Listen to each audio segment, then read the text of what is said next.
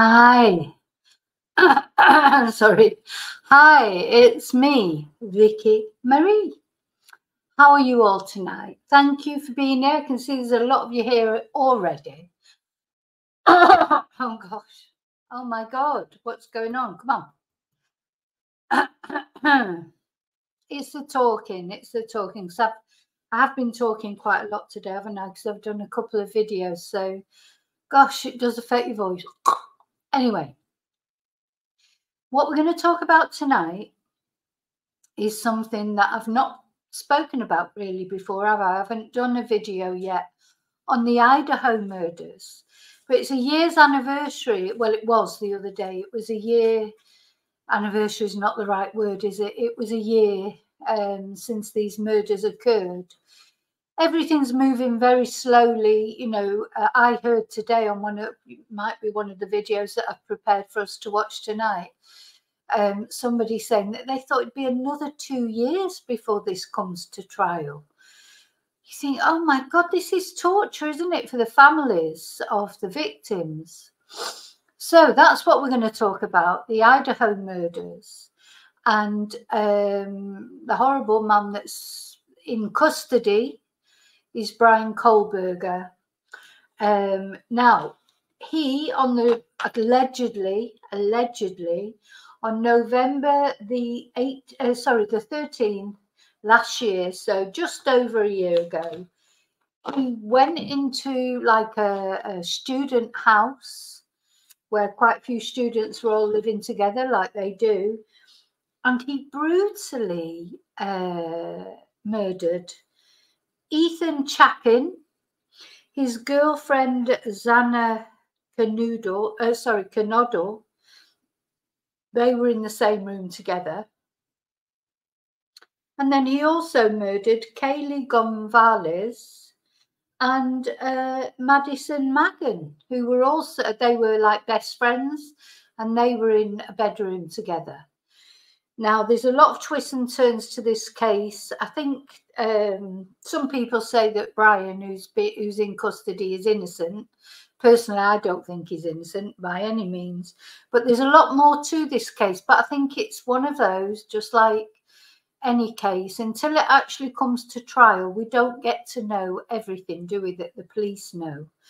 And this was certainly a case. I mean, it was nearly 2 months before they arrested Bryan. And it was a case where people got irritated with the police because they felt they weren't giving out enough information. But it turned out they were doing quite a lot behind the scenes. The other thing is for the families of the victims, you know, it must be so difficult because the police want to give you information, I would imagine, but they're restricted even how much information they can give to the families in case it leaks out, until they get all their ducks in a row and arrest whoever it is they think has done it. So that's what we're going to talk about tonight. So I'm going to say hello to everybody first. And we're going to look at the animals first, because we've not looked at the animals for a little while that you've all sent me, and I've got loads of animal photos. Thank you so much. And I thought that'd give us a little smile on our face before we start hearing about this case. It's a very strange case because it appears, you know, we don't know if they were just arbitrarily, can't speak, if they were just arbitrarily picked as victims, or there may have been some stalking involved with one of the victims who may have been like the target and the others were collateral damage. That's been mentioned. But there are some very strange things about this case that we're going to talk about that don't add up, if you like. Anyway, okay, let me say hello to everybody. Hi there, Bryan Kohberger. And the thought, I mean, it's terrifying, isn't it? Oh, that's right. There's a lot of rumours, of course, a bit like the Nicola Bulley case. Sorry. Oh, Jesus, that's what we're saying in Spain when you sneeze. Bless me. I've lost the thread again, because it doesn't take much to make me lose a thread. So, yeah, the thought of, you know, being in a house I mean, I suppose they didn't lock the doors. I don't know, because there was no sign of a break-in, was there? So were the doors just left open? You know, students tend to do that, don't they? Especially if there's a few of them in a house, they're probably not thinking that they're not safe. You know, it just wouldn't occur to you. And it seems like it was, you know, one of those houses where people, because there were so many young people in it, people were coming and going, weren't they? And you know, maybe they just didn't lock the doors. They obviously weren't thinking that they're in any danger whatsoever. And in comes someone, it's like a horror film, you know, in walks someone and just brutally murders 4 of them. But there were other people in the house who were not hurt. So that's odd as well, isn't it, really? If they were just lucky. But anyway. Oh, that's right. That was the other thing I was saying. So because it's going to take so long to go to trial, it's already been a year. So you can imagine a lot of rumours going around, a lot of social media speculation, not mainstream media, no, only social media, but a lot of speculation generally. And that must be difficult for the family, really, because they've just got to sit and wait. It's a waiting game for them. It's comforting to know that somebody has been arrested, but because the police can't give them any details until the trial's out the way, I expect it's very, very difficult. Ted Bundy Mark II, yeah. I think exactly, without DNA and things like that, it could easily turn into a serial killer. But it was still strange, I think, what he did, you know, to do it so blatantly like that, you know, like, anyway, you know, you can't try and sort of second guess these people the way they think, because we don't think like them. So it's impossible to think like them, isn't it? You know, it's impossible to, you know, have a rationale for the way they think, because they don't think the same as us. So you just can't imagine. Oh, and talking about Ted Bundy, we had a little funny experience earlier tonight here in the house. One of the lights just turned off. I was in the kitchen washing up, and my son came downstairs because he was going to boxing, and he said, "Oh, why is it so dark in here?" And when I came in, someone had turned off the whole light, but he says it wasn't him, and I know it wasn't me, unless I did it sleepwalking, because I was washing up. So was it Ted Bundy or Captain Tom, or as now have I got Bryan Kohberger moving in with me? Photos of the victims, because it's important that, you know, because unfortunately these stories, they can become about the perpetrator, can't they? Because, well, you know, they're still alive basically, and we're all fascinated with them, aren't we? Because we don't know why they've done these sort of things, you know. So the perpetrator always gets a lot of attention, don't they? And sometimes the victims perhaps don't get enough attention. Anyway, so I'm going to show you. I just want to go and, oh, I like the colour of this dress. Yeah, thank you. Okay, so let's have a look. Now, I think definitely Ethan, who's the only guy. I think this is Ethan. Well, I know it's Ethan because he's the only guy who's a victim. And this was his girlfriend here. I don't know why they've put that picture where he's right over on one side and she's over there. But they were a couple. You can see on this picture, you've got Ethan and his girlfriend. And then these 2 girls, they were best friends, the 2 blonde girls. Now, they all lived in this student house. I suppose you'd just call it a student house. It's quite a strange house. Only for look, if you look at the house here, you can see it's on all different levels. Because I just remember when I first heard about this, I thought, how could the other people in the house have not heard anything? But, you know, it happens. And then when you see the design of the house, you can see that it is like quite an odd design. But then it transpires that, in fact, the other people did hear something. So we're going to go through the timeline in a minute. So here's Bryan with the, the eyes. They wouldn't scare you, would they? No, definitely wouldn't scare you. He's got them eyes that sort of burn into you, or like they're just, just terrifying, I think. Is this his lawyer or whatever sat next to him laughing? I just couldn't do it. I've said it. I say it every time. I could not be a defense lawyer and sit next to a twonk like him, laughing with him, knowing what he'd done. Because, to be honest, they'll know. They won't think he's innocent. It's their duty to defend him. But they will know, because they will know from the evidence, etc., that is, more. I know it's allegedly now because we've not had the trial yet, but he's pretty certain, really, that he is guilty. Whether he had there was anybody else involved is another matter. But he's, look at his eyes. Oh my God. So these were 4 very young students. In fact, gosh, I can't see my notes because I haven't got enough lights on. But they were all in their early 20s.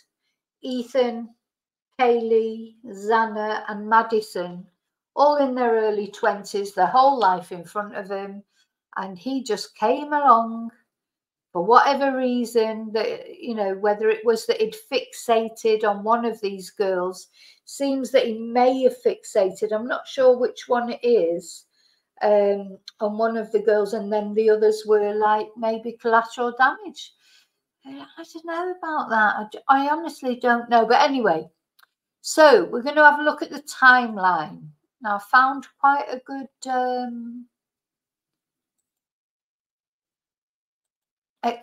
right. So first of all, I want to show you where it happened. So it happened in Moscow. I bet you didn't know. I certainly didn't know that there was a Moscow in America. But Moscow is near Washington. So here it is. It's around here somewhere. Moscow, Idaho, not far from Washington. Seattle over here, and not that far. So Vancouver. So this is Canada. So not that far from the Canada border then. My geography is rubbish. So I've heard of Spokane before because I've heard of murders there as well. Of course, Portland, Oregon, Idaho. So Idaho is the state, I think, isn't it? Yeah. So Moscow is a city in the county seat of Latah County, Idaho. So it's a state of Idaho and the city is called Moscow. And it's the home of the University of Idaho, the state's land-grant institution and primary research university. So that's where it is. And what we're going to look at now is, I don't know, I've got a timeline somewhere. Yeah. I found this, although this is an article rather than a video, we're going to look at some videos. This is an article, but I thought the timeline was quite good on it. That timelines, are always irritating, aren't they?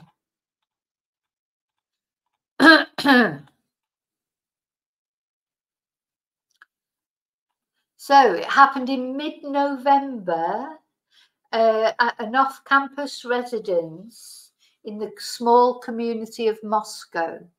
And the investigators had to grapple with what the town's police chief described as a very complex case. Okay, so it was nearly 7 weeks later before Bryan was arrested. And it just came out of nowhere. Everyone was moaning about the police and they weren't doing anything. And, there was all this wild speculation flying around like it does. And suddenly the police arrested someone who was a doctoral student in criminal justice. So he's studying criminal justice.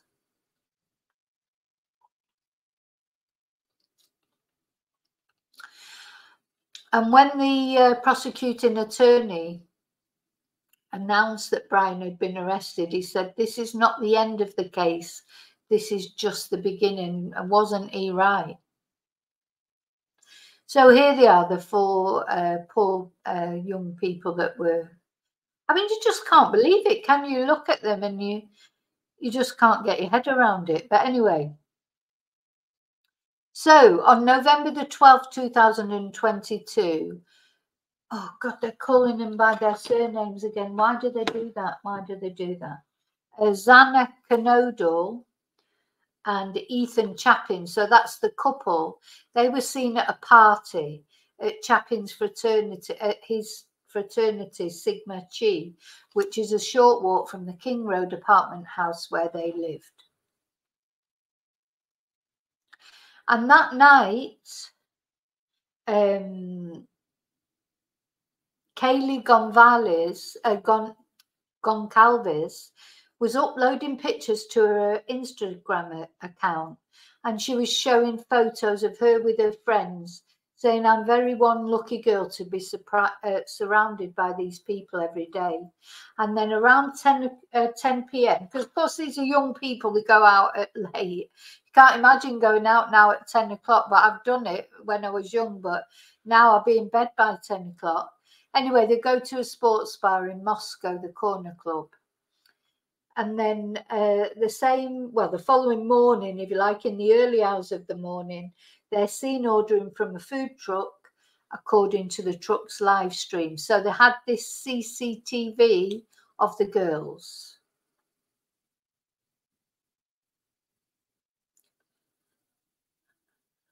Oh, come on, it's buffering.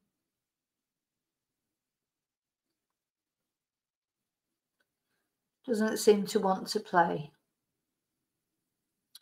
Anyway, then they returned to the house around about 1:45. The girls, the couple did, and then the girls took a car ride home, it says. So whether someone gave them a lift or not, I don't know, arriving at about 1:56. And then meanwhile, two other housemates who'd gone out that night had arrived home before the others. Now, this is what really surprised me. So they got home at around about 2 o'clock in the morning, but it wasn't until 11:58 the next morning that a 911 call was placed on the cell phone of one of the other housemates, requesting assistance for an unconscious person. Now, these two remaining housemates were completely unharmed. But it's just it surprises me that it was so late when they rang the police at 11:58, so nearly at midday before they rang the police. And also maybe that they just slept in late, I don't know. But it turns out that one of them actually saw the perpetrator. So how they managed to sort of not ring the police till 12 o'clock, that is a bit of a surprise to me. And also a surprise to me that they were requesting assistance for an unconscious person, because there was blood everywhere. So how could they think they were just unconscious? Apparently it was a very, very bloody scene. And I don't know if there is a photo, I'm not going to show it on here, but there is a photo of blood literally seeping out the walls of the house. There was that much blood. So, it just seems strange that they phoned up and asked for assistance for an unconscious person.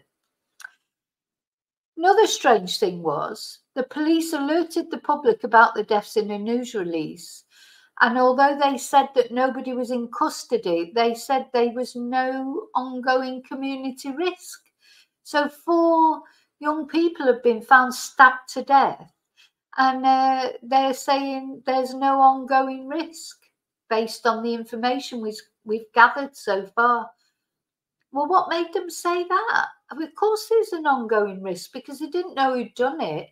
It's a violent death, a violent stabbing of 4 young people. There's a load of other young students on that campus, and of course that they were under threat as well. Anyway, they took that back. So that they said that sort of initially, but afterwards they took that back and said that there was a threat. We do not have a suspect at this time, and that individual is still out there. So they sort of, you know, rolled back what they'd originally said. Then on November the 17th, preliminary autopsy results showed that the 4 victims were likely attacked with a large knife and died sometime after 2 a.m. from multiple stab wounds. And she described their wounds as pretty extensive. So again, why did it take so long for someone to ring the police? Anyway, then on November the 18th, people said the victims were most likely asleep when they were slain, and some of them had defensive wounds. There was no sign of sexual assault. Now, from what we now know, that one of the other housemates woke up and supposedly saw the perpetrator walk past and heard them say to one of the victims, "Don't worry, I'll help you." Or one of the victims was crying or something, and he said, "Don't worry, I'll help you." So it seems likely that they weren't asleep, or not all of them were asleep. Maybe the couple were asleep. Again, we're going to find this will all come out in the trial. It's all like just smoke and mirrors at the moment. They had a vigil for the victims. And then on December the 1st, 2022, I don't know what the police knew by then, but they then said it was part of a targeted attack. Moscow police said, after authorities appeared to suggest the opposite. So the police said, "We remain consistent in our belief that this was indeed a targeted attack, but we have not concluded if the target was the residence or its occupants." Gosh. Anyway, so there's loads of rumours and speculation, as you can imagine. And it's there was all things, because on that video that wouldn't play earlier, there were people seen, you know, around where the 2 young girls were when they were getting something to eat and everything. So they had to eliminate all them from their inquiries, and they did do that. They eliminated it.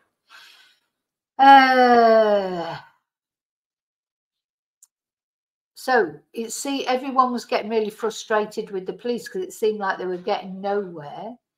And then the other 2 housemates, Bethany Funk and Dylan Mortensen, released letters saying they were struggling to accept why the lives of these 4 beautiful people were taken so brutally. It must be very difficult for them. I believe that Dylan, now he's had to move schools and that because he just can't cope with all the speculation, etc.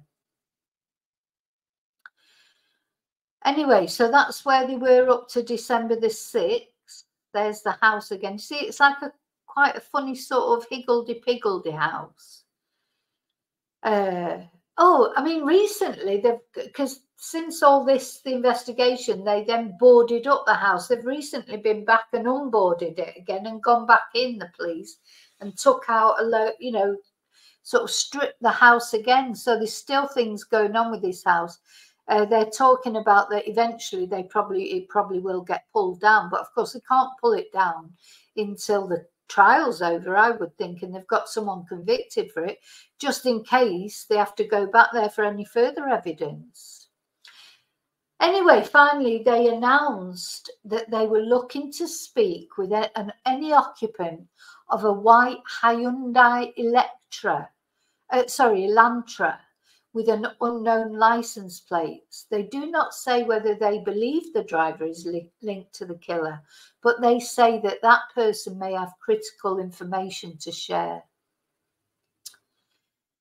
And then the family start getting frustrated, and the mother of Kaylee Goncalves, she expressed her frustration publicly because she only found out about the car when the rest of the public did. Nobody went to her first and said, "Look, we're going to release this information about this car, you know, just be prepared for it." She's watching the news or whatever and it comes on. I mean, that must be awful.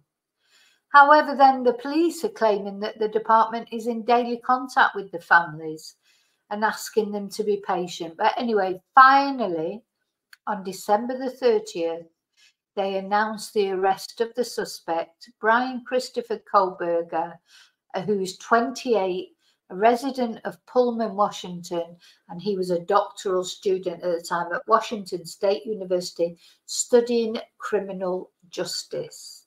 And they arrest him in Pennsylvania, northeastern Pennsylvania, at his parents' house. And he is charged with 4 counts of first-degree murder and burglary. And according to law enforcement sources, it's DNA evidence that has played a key role in his arrest. See if this one will play. These don't want to play. So last night, in conjunction with the Pennsylvania State Police, the Federal Bureau of Investigation, detectives arrested 28-year-old Bryan Christopher Kohberger in Albrightsville, Pennsylvania, on a warrant for murders of Ethan, Zana, Madison, and Kaylee. I want to personally thank these agencies for their assistance in this case.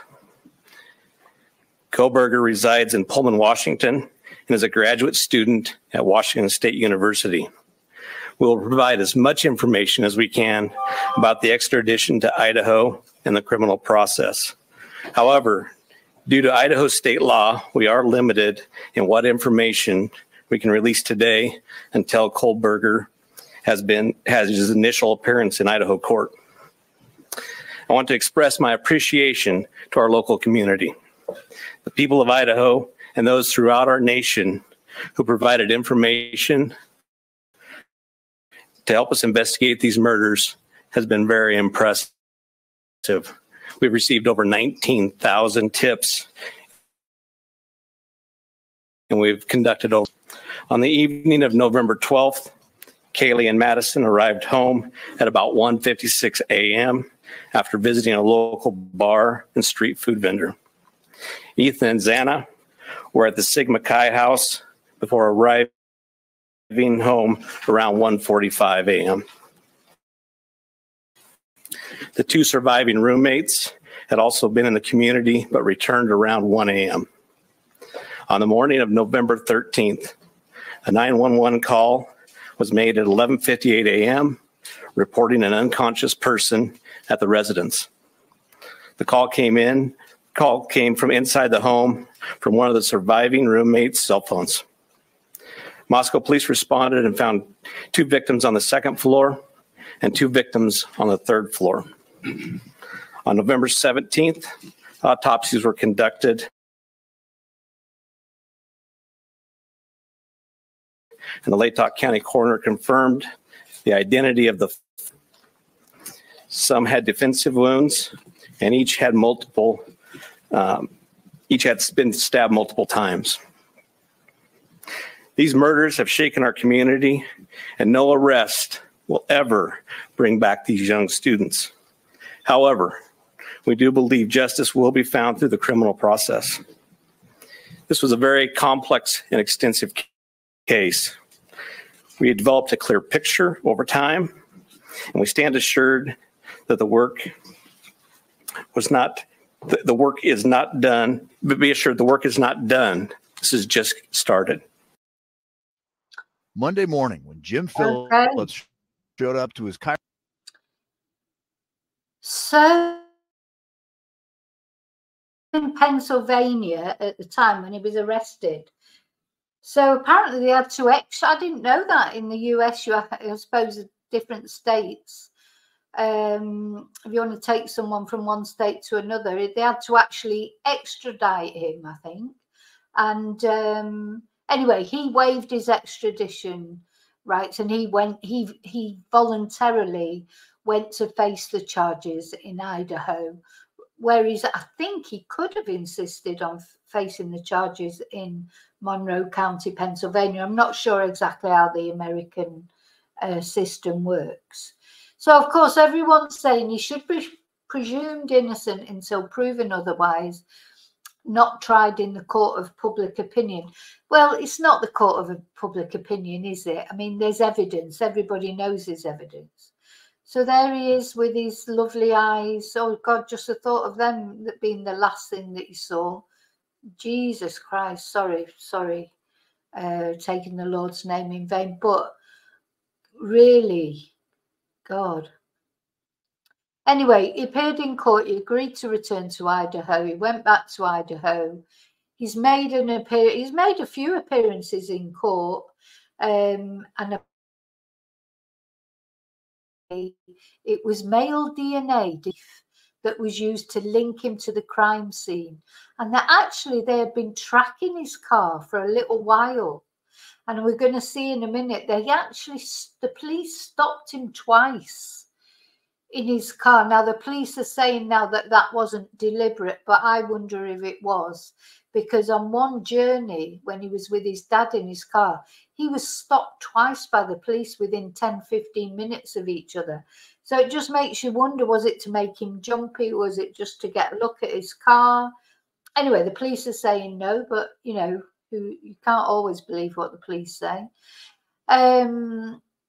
Anyway, so a list of items on January the 18th, that'd be this year, list of items was seized from a search warrant were made public, which included a pillow with a reddish brown stain, a disposable glove, and at least a dozen strands of hair. So they then got a search warrant. They seized more items, including 4 medical-style gloves, a silver flashlight, and a buccal swab DNA test. They then sought data from tech firms such as Apple and Amazon, etc., and that phone records, etc., for the digital footprint, if you like. And it was found that he had been in that area, I think it was about 9 times before the actual murders. In the time leading up to the murders, his car had been seen around there, and his phone had pinged many times. So that it was almost as if he'd been casing it, you know, that he had been looking round and waiting for the right time. Now, it's funny with there's one of the surviving housemates, I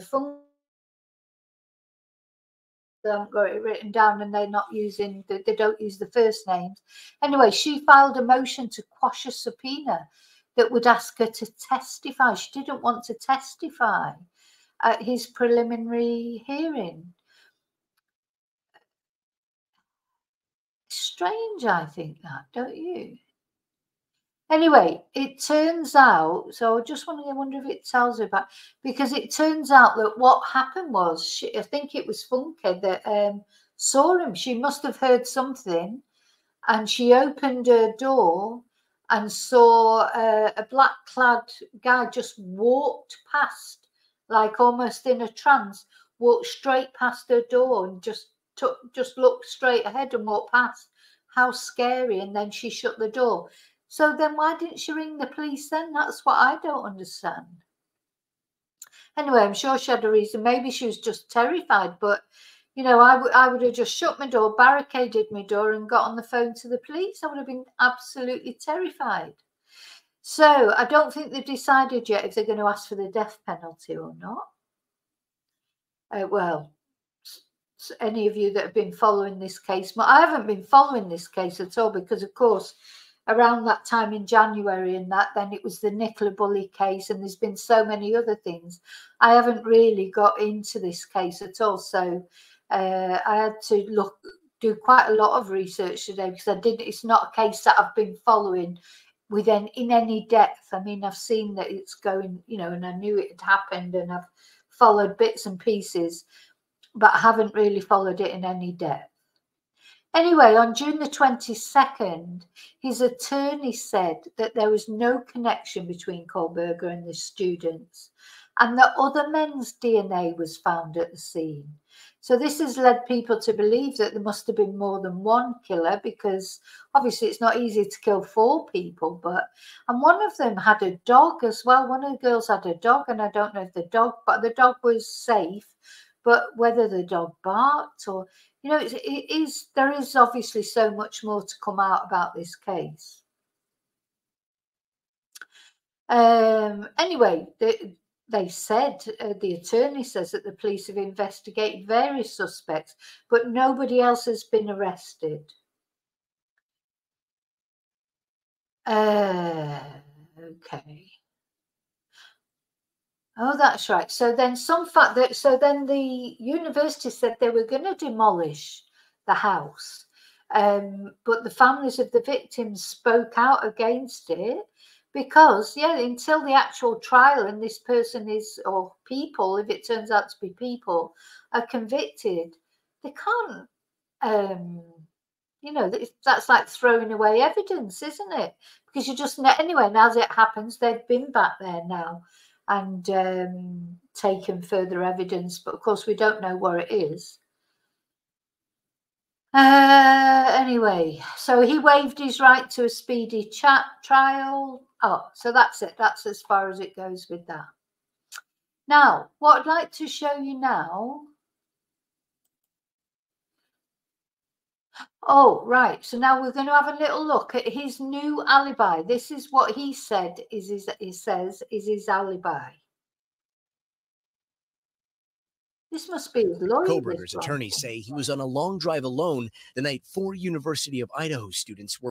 That's a brilliant alibi, isn't it? He was on a long drive alone. Oh, yeah, well, that's it then. You know, how could it possibly have been him? He was on a long drive alone. Murdered in November.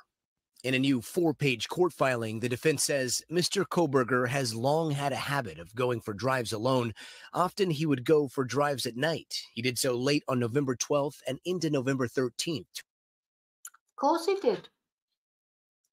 Of course he did. He went for a drive. 2022, but beyond that, the defense didn't reveal much more in the alibi, adding, Mr. Kohberger is not claiming to be at a specific location at a specific time. There is not a specific witness to say precisely where Mr. Kohberger was at each moment around the time the murders took place. They wanted to comply with the rules, not be precluded from an alibi defense, but give the state as little as they possibly could, so they don't have to reveal their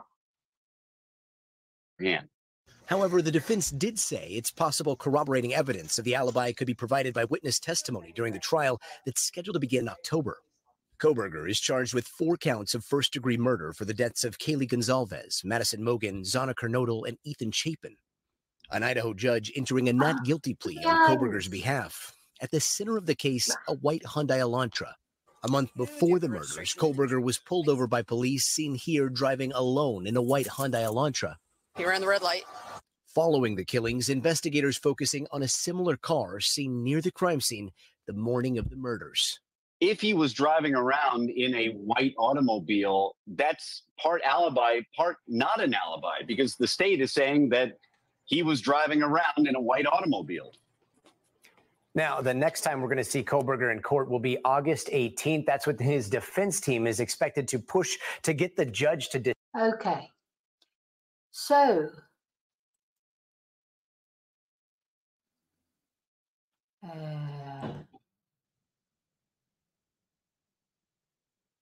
Twice in Hancock County in the span of about 10 minutes, less than 3 weeks ago. In the car Bryan Kohberger was driving was pulled over twice in Hancock County in the span of about 10 minutes, less than 3 weeks ago. So here's a portion of the video we just received. Well, I'm not going to give you guys another ticket or warning if you just got stopped. Just make sure you give yourself plenty of room, okay? So it's all about how fast you're going, okay? That is a state police trooper addressing Kohberger and another man in the vehicle on I-70 in Hancock County. State police pulled over the. So that was his dad here. Now they're covering his face here. When I saw this video when it first came out and they weren't covering his face, then maybe he's complained to them, to whoever, because you could see his face originally on this video. Anyway. They'd just been stopped 10 minutes earlier for a similar reason. They said he was going too fast. Now, the police are denying that they did this on purpose because he was under their radar by now. But it seems strange that he was stopped twice in the space of 10 minutes. I don't know. Anyway. Right, where am I going now? So this is a little video that just talks about where we are a year on after these murders. So I've got 30 seconds there. Is DNA evidence enough? Oh, sorry, I need to go to the beginning. Welcome back. It was 1 year ago when 4 University of Idaho students were murdered in their home, devastating the college campus and forever changing the entire community of Moscow, Idaho. Kaylee Goncalves, Madison Mogan, Azena Cornoto, and Ethan Chapin were all found stabbed to death after a night out. A weeks-long manhunt led police to arrest 28-year-old Bryan Kohberger, claiming DNA. Hi, Renee. It's nice to see you all. You're all talking about food. Evidence links him to the crime. The former criminology student is charged with 4 counts of murder and remains behind bars as the legal case against him proceeds. He has pleaded not guilty. Let's bring in News Nation's Law and Justice contributor Jennifer Coffindaffer. Jennifer, good morning. The evidence and the university, all of this is all tied together. Now, the University of Idaho is holding a vigil tonight at 6 p.m. on campus in memory of the victims. What should we be reflecting on today? Well, I think as we look back at this case, here it's already been a year ago, and really in the adjudication process, we're still in the discovery stage. So I think it really gives us pause that these victim families are going to have to endure probably years and years before some justice and resolution is reached. And so for me, my heart goes out to their families. And I hope all of us keep the memory of Xana, Ethan, Kaylee, and Maddie, in our forefront. And Jennifer, even as we're speaking with you now, we were showing the victims, the photos of those victims, because we do not want to lose focus on the fact that this is what it's all about. To many of us, it seems like this is just dragged on forever, but this is not outside of the scope of how long something like this can take, correct? That's correct. Today, in this day and age, these investigations do drag out because of all the new technologies that are used by law enforcement, including genetic genealogy and other forensic evaluations of cell phones and things. When you look back at the case of President McKinley, who was murdered, he was adjudicated within 2 weeks. His trial started, and his perpetrator was brought to death within a month. So it's very interesting how slow. Brought to death within a month. Yeah, it's funny, isn't it? This case is going to drag on because it's so complex.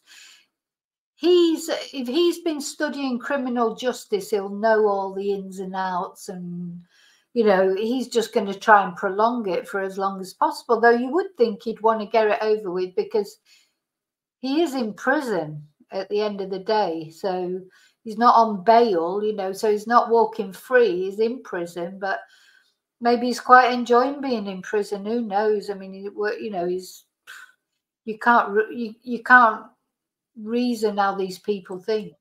Oh, the wheels are now turning years instead of weeks. Jennifer, the timeline of this case has had a lot of twists and turns from the time it took for someone to call 911, for 6 weeks for authorities to actually make an arrest, where Kohberger waived his right to a speedy trial. Lawyers are now still in the discovery phase, like you just said, and a court date hasn't even been set. When can we expect to see some, what many would consider to be significant progress in this case?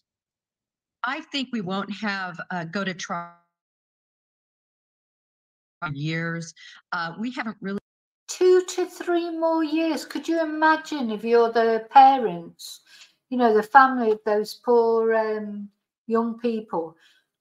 2 or 3 years more. Even started the suppression hearings of all of this evidence. I mean, they're still trying to figure out what they're going to receive in discovery. A judge has given the government till December 1st to turn over some of those items to him so he can make those decisions. So we are on this very slow treadmill, Nick. I don't expect progress for years. And Jennifer, you just talked about how long this could take and how the family really should prepare for that. How do they prepare for that? Yeah. What impact does that have on a victim's family and the public? Well, it's so difficult and I think frustrating for everyone. The investigative progress has been amazing. It's the adjudication progress that is going so slow. And it makes it so difficult. It's like pulling off a scab slowly for these victim families. And I think everybody is tired of seeing all the crazy speculation that's going on in social media, really naming other individuals that were named before there was any evidence against Bryan Kohberger. So it's frustrating for all involved, and we can only hope the process lends us to the correct answer and the correct conviction in this case. Jennifer, last question. I've got 30 seconds there. Is DNA evidence enough? DNA evidence doesn't have to be enough in this case, Nick, because there's so much more evidence, including all the cellular tracking evidence they have, including the vehicle evidence, video evidence. They're going to be able to, I think, track that knife back to the purchase. So even though that's the strong punch, there's a lot of smaller punches that are going to lead to this conviction. It makes you wonder if that's why he wants it to take longer, because the longer it goes, the more speculation there'll be, and the more he can say he's not having a free trial, and the more sort of conspiracy theories will come out, and this, that, and the other. Maybe that's why he's quite happy that it's taking a while, because while people are casting aspersions on other people, it's obvious to, I mean, it seems obvious, like she's saying, they've got they don't only need the DNA evidence, because they've got all the other evidence of the telephone pings, and his car was on the CCTV.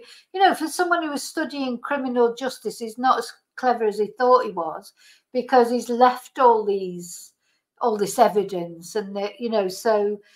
Maybe that's why he's quite happy for it to take a long time, because the longer it takes, the more aspersions can be cast on it, on the validity of everything, and more people can be brought into the mix. So it's an awful situation for his parents, I think. Okay, so we're going to watch one more video, and this is about just saying who is he and what is he like, a bit about his background. He's not a nice person either, so, well, obviously not, I suppose. He won't be a nice person if he's done what he supposedly have done. But we're going to see somebody talking about cause after person he is brought returned to that state. But having read those documents and the sealed affidavits of probable cause, I definitely believe that one of the main reasons the defendant chose to waive extradition and hurry his return back to Idaho. Thank you, someone. Someone has donated on Ko-fi. Thank you so much, someone, whoever you are. Was the need to know what was in those documents. The court documents were later unsealed, showing surviving roommate Dylan Mortensen saw the suspect the night of the murders. She describes the suspect as, quote, 5'10" or taller, male, not very muscular, but athletically built with bushy eyebrows. Prosecutors say that description matches Kohberger to a T.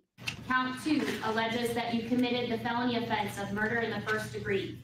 It alleges that the defendant, Bryan C. Kohberger, on or about November 13th, 2022, in Latah County, state of Idaho, did willfully, unlawfully, deliberately, with premeditation, and with malice aforethought, kill and murder Madison Mogen, a human being, by stabbing Madison Mogen, from which she died. Since his extradition, Kohberger has been held at the Latah County Jail, where sources say he follows his case closely. I think it's very normal for someone to follow their case if it's highly publicized. They want to see what everyone's talking about, what they're saying about their personal life as well as about the case. It's like checking Instagram or your Facebook to.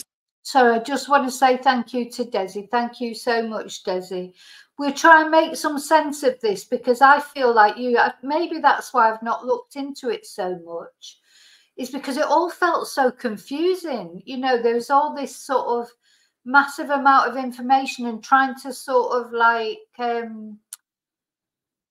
work through it logically. It was different with everything else that's going on. So, and then I sort of started doing some on Summer Wells as well, and there's still more that I want to do about that. Some of these cases, because they're still in the process, it's quite a complicated case, this, isn't it? The thing is, to me, it's obvious that he did it. The thing is, did he do it alone? I think he did do it alone, personally. I actually do think he did it alone. But I don't know how he thought he was going to get away with it. He's a criminal justice student. How he didn't plan it very well. He left his DNA. There was pictures of his car, and so maybe he just wasn't as clever as he thought he was. Or maybe it didn't matter if he got caught or not. Maybe he just wanted that experience of killing someone, or he fixated on what we were watching earlier about how stalkers fixate. They fixate and they almost can't help it. In the end, it becomes an obsession. So maybe he didn't think any further than that. But we'll try and unpick it as we go. See what people are tagging you in or saying about you. Law Crime Network host and public defender Brian Buckmeyer says Kohberger's interest with the case shouldn't be seen as an admission of guilt.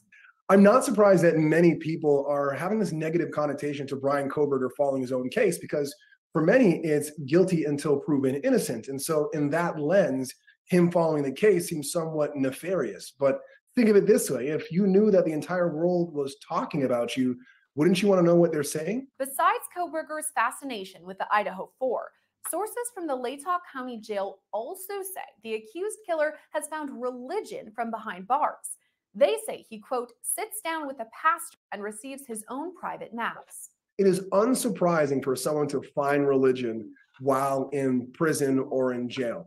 Just like I would say it's unsurprising for someone to find religion when they're diagnosed with cancer or with a severe disease. It's, I think, the person seeing their own mortality and the difficulty of their situation and looking for an answer. Reports also say Kohberger has been a model inmate since his arrest who maintains a strict vegan diet while behind bars. For now, Kohberger is being held at the Latah County Jail only about a mile away from the crime scene. His case was scheduled to go to trial this October, but it's been postponed indefinitely. When the case does finally go to trial, Kohberger can expect a weeks-long case ahead of him. Looking ahead to the verdict, if Kohberger is convicted of the murders, he could be sentenced to death. Reporting for Law Crime Network, I'm Sierra Gillespie. Okay, so that's a little bit about this case. I mean, there's so much more. Just touching I feel like I'm just scraping the surface, really. I mean, of course, there's a lot of it that we don't know yet because it's not gone to trial yet. We just don't know. This guy is going to be one. I mean, luckily, the one positive thing out of it is he has been caught. So he would definitely have gone on to kill more people, wouldn't he? You can't imagine that he would have just stopped there. He definitely, years ago, before we had DNA and before we had the technology that we've got now, he could have gone on like Ted Bundy or like some of these other serial killers. He could have gone on for years. So luckily, because of the times that we live in. Hi, Maggie. You're a little bit late to the party, Maggie, because we've just come to the end now. But nice to see you anyway. So yeah, I think this guy, if this would have been in a different time, before DNA, before all the technology sort of things we've got now, the CCTV, the phone pings, etc., he would definitely be still out there doing it, and he probably would have gone on for years. So that's the only positive thing really out of this, isn't it? I think this is going to be very difficult for the families. I mean, it's always difficult, of course, but the thought of having to wait 2 years, another 2 years, they've already had to wait a year. And I've seen some of the things on social media, there are some really weird things being said, as there always are. And the longer speculation goes on, of course, the worse these things get. Yeah, well, he didn't. Kelly, hi, Kelly. Kelly's saying they weren't local to him. They were quite local. He didn't live that far away.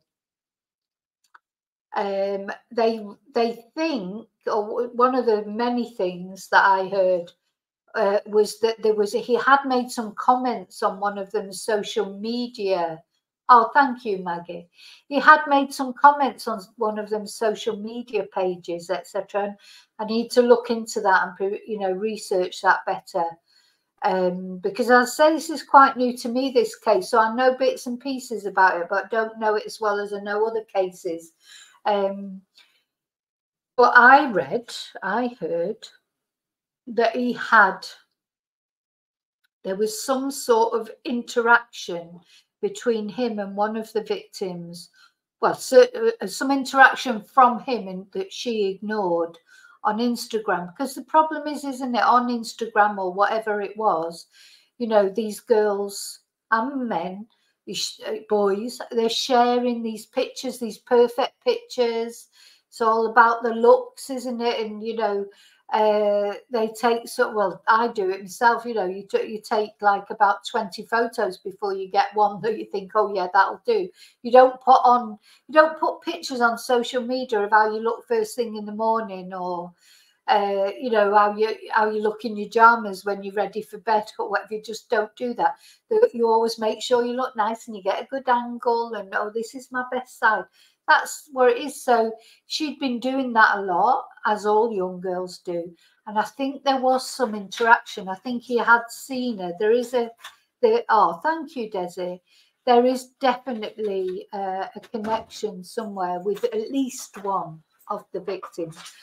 So whether the others were, as I say, collateral damage, or whether, you know, I can't believe that he went in there to get, but would he go in there knowing that there were all those people there and not knowing which room they were in and that? He took a big gamble, but maybe he just didn't care. Maybe just got to a point, maybe just wanted to be famous or infamous. Maybe he's just reveling in all this.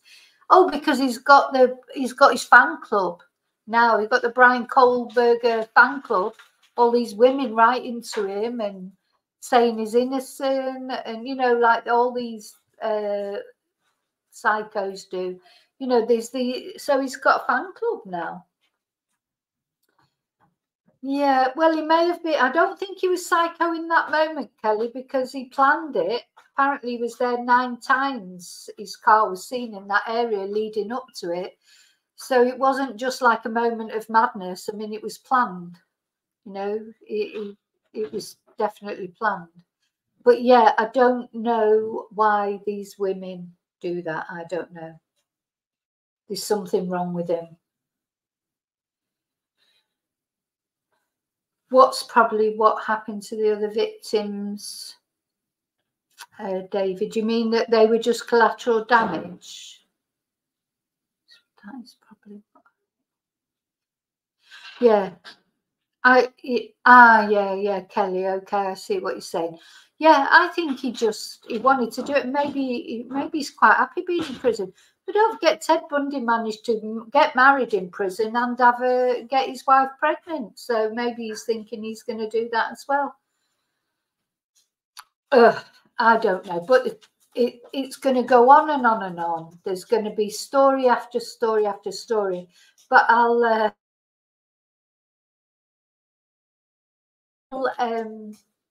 you know, keep you posted. So now I've started off with this case.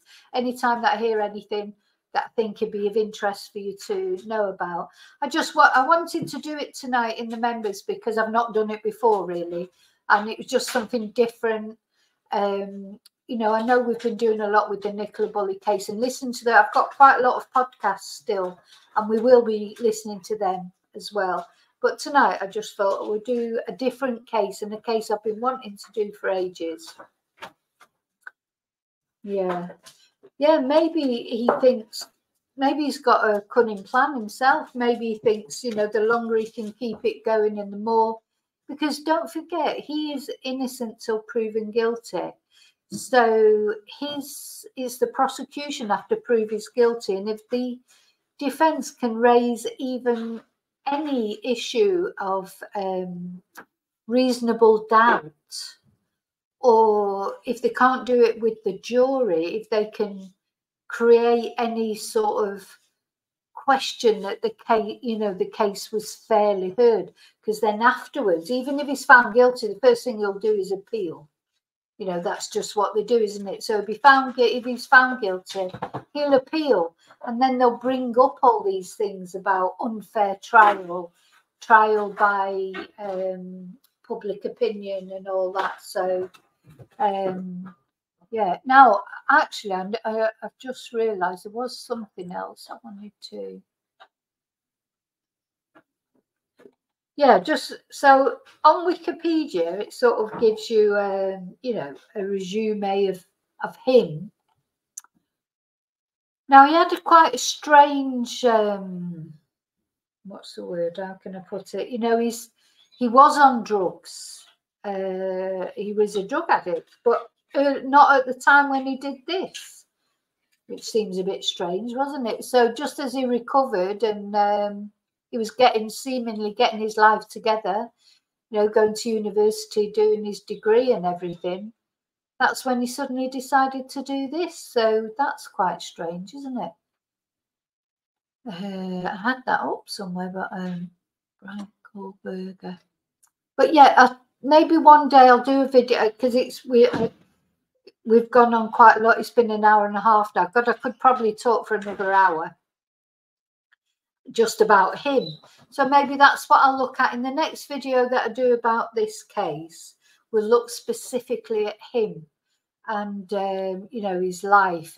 But yeah, he was a drug addict. It felt like he was just got better. He had some problems, didn't he, with his weight as well. He was quite overweight at one point, and then and also, like, what people generally said about him is that he didn't seem to like women very much.